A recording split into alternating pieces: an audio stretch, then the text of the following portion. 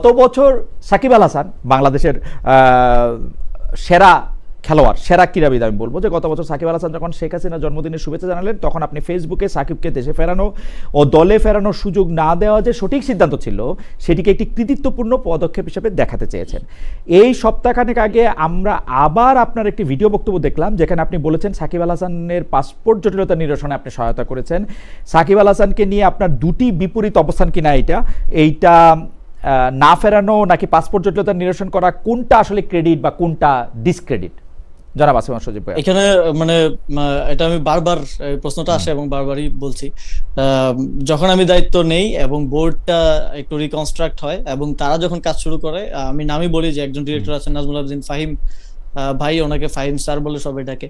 তো সাকিব আল হাসান ওনারই খুব পছন্দের শিষ্য আর কি। তো উনি পুরোটা প্রসেস শুরু করেছিলেন, একটা রিকনসিলিয়েশন প্রসেস। এটা ট্রুথ এন্ড রিকনসিলিয়েশন পৃথিবীর বিভিন্ন জায়গায় হয়েছে, আমরা দেখেছি।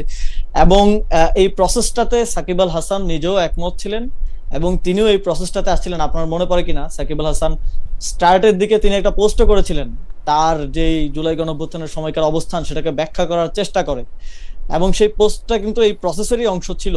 এবং নাজমুল আবেদিন ফাহিম ভাই তিনি পুরো প্রসেসটা করছিলেন, এবং আমারও একটা গুডউইলের জায়গা ছিল যে তিনি বাংলাদেশের সেরা অলরাউন্ডার এবং তার অ্যাটলিস্ট অবসরে যাওয়াটা বিশ্বের সেরা অলরাউন্ডার, বিশ্বের সেরা অলরাউন্ডার, ইয়েস, বাংলাদেশের সেরা ক্রিকেটার। তো তার অবসরে যাওয়াটা অ্যাটলিস্ট বাংলাদেশে একটা খেলার মধ্য দিয়ে হতে পারে, এবং সেটা একটা প্রসেসের মধ্য দিয়ে। যেহেতু মানুষের অনেক কোশ্চেন আছে, সরকারের প্রথম দিকে তাকে দেশে না ফেরানোর জন্য আন্দোলনও হয়েছে, মিরপুরে অনেক ধরনের দাবি দেওয়া হয়েছে, এবং এই জন্য একটা প্রসেসের মধ্যে দিয়ে সেটা করা, এবং সেটা বিসিবি একটা প্রক্রিয়ার মধ্যে ছিল। কিন্তু এই প্রক্রিয়াটা শেষ পর্যন্ত সাকিব আল হাসানের দিক থেকেই ভঙ্গ করা হলো। তিনি ওই প্রক্রিয়াটা কন্টিনিউ করলেন না, বরং তিনি আওয়ামী লীগকে এন্ডোর্স করাটাকেই উনি বেছে নিলেন। ফলশ্রুতিতে এই প্রক্রিয়াটা কিন্তু আর কাজ করে না, এবং এই প্রক্রিয়াটা শুধু যে আমি চাইলে বা বিসিবি চাইলে সম্ভব তা না, কিন্তু ওনার নামে যেই মামলা আছে বা দুদকে বা হচ্ছে ইয়াতে যা আছে সেটা তো করতে হবে। আমার মনে হয় যে আপনি সাকিব আল হাসানকে আওয়ামী লীগের দিকে ঝুঁকে পড়া বা শেখ হাসিনাকে জন্মদিনে উইশ করাটা হয়তো আপনি বলতে চাইছেন, কিন্তু সাকিব আল হাসান কিন্তু আসলে ওয়েট করেছিলেন, এবং আমরা তখন শুনেছি যে আপনি এটাকে বাধা, মানে জনাব আসিফ মাহমুদ সজীব ভাইয়া চাইলেই, ক্রীড়া উপদেষ্টা চাইলেই সাকিব দেশে ফিরতে পারবেন বা দেশে থেকে অবসর নিতে পারবেন, যেটাই ওনার একটা চাওয়া ছিল। ওইটার ক্ষেত্রে আপনি একমাত্র বাধা ছিলেন। পরে আমরা দেখলাম যে আপনি ওটা ক্রেডিটও নিচ্ছেন যে হ্যাঁ আমি বাধা ছিলাম। তো আপনি কি এই বাধাটা, মানে সাকিব আল হাসানের বিরুদ্ধে অভিযোগ থাকলে বা জনগণ থাকলে সেইটা তো আলাদা কথা, কিন্তু আপনি বাধাটা হয়ে কি আসলে, মানে আপনি কি মনে করেন আপনি ঠিকই করেছিলেন? মানে এটা আমি চাইলে যদি, আমি এখন তো বিএনপি সরকার চাচ্ছে, বিএনপি সরকারের 3 মাস হতে চললো, পারছে না কেন? আমি চাইলে যদি সম্ভব হতো তাহলে তো হতো না।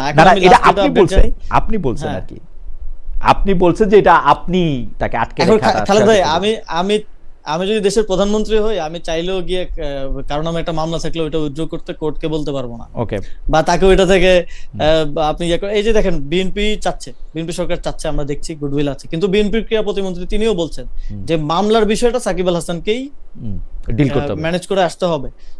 এটাও আমারও এটাই পজিশন ছিল একটা সময় পর্যন্ত, কিন্তু যখন আমি দেখলাম তিনি আওয়ামী লীগের রাজনীতিটাই করতে চান, যেটা তিনি এখন বলছেন ঘোষণা দিয়ে তিনি একটা নিষিদ্ধ সংগঠনের রাজনীতি করতে চান, সেইটা করার সুযোগ, তাকে খেলতে দেওয়ার সুযোগ দেওয়াটা, যদি আপনি বলেন আমার দায়িত্ব ছিল, ঠিক আছে ছিল, কিন্তু তাকে আওয়ামী লীগের রাজনীতি করার সুযোগ দেওয়াটা দেশে এনে, that is not my duty, বা এটা করাটাও একটা অপরাধ হবে বাংলাদেশের বিদ্যমান আইনে। সাকিব আল হাসান আওয়ামী লীগের রাজনীতিটা করতে চেয়েছেন কিনা এটা অবশ্য আমি তার ফেসবুক পোস্টে বা তার জন্মদিনে এটাতে আমি বুঝি নাই। মানে তিনি রিসেন্টলি একটা সাক্ষাৎকারে ডেইলি স্টারকে বলেছেন যে তিনি রাজনীতিটাই করতে চান ফিউচারে। ওকে, আওয়ামী লীগের রাজনীতি করবেন কিনা সেটা বুঝি নাই আর কি, মানে আওয়ামী লীগের রাজনীতি করবেন কিনা, রাজনীতি করবেন সেটা বুঝছি আমি। এনসিপিও করতে পারে, স্পষ্টই বলছেন, আমি জানি না, তিনি স্পষ্টই বলেছেন যে তিনি কিন্তু স্পষ্টই বলেছেন যে আমাদের দলে তো এখন কার্যক্রম নাই, কার্যক্রম যদি আমরা শুরু করতে পারি তাহলে আমি রাজনীতি করব। তো এটা তো আওয়ামী লীগের কথাই বলেছেন। আচ্ছা ঠিক আছে, আমি অত ভালো করে খেয়াল করিনি। যে আরেকজন দর্শকের মতামত আপনাকে শোনাই। তিনি বলছেন যে এ ফ্লোটিং পাইরেট, খালেদ ভাই আপনি যে ডিজিএফআই আর ওয়াকারে ব্যাকআপে আর সিকিউরিটি মাঝে মাঝে এসে কি, আপনি যে ডিজিএফআই আর ওয়াকারের ব্যাকআপে আর সিকিউরিটিতে মাঝে মাঝে দেশে এসে উকিঝুঁকি মারেন, সেটা জ্যাকব মিল্টন ভাই এক্সপোজ করে দিয়েছেন।